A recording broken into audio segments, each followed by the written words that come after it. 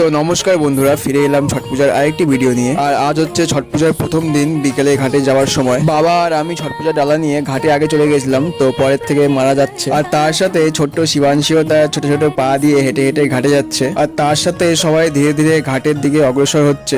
আর ছট পূজার ডালা মাথায় করে নিয়ে যখন সবাই ঘাটের দিকে একসাথে অগ্রসর হয়, তখন সেই দৃশ্যটা দেখতে সত্যি অতুলনীয় লাগে। তো ফাইনালি এটা হচ্ছে ঘাটের দৃশ্য, যা গোটা বছরের মধ্যে একবারই সেজে ওঠে, যেটা দেখতে অসাধারণ লাগে। আর এখানে সবাই নিজেদের কুলার প্রদীপ জ্বালাচ্ছে, ধূপকাঠি জ্বালাচ্ছে। আর সাদা প্যান্ট পরে যাকে দেখছো সেটা হচ্ছে আমি। তো গাইস, ভিডিও তোমাদের কেমন লাগলো? ভালো লাগলে লাইক করো, চ্যানেলটি সাবস্ক্রাইব করো। দেখা হচ্ছে পরের আরেকটি ভিডিওতে।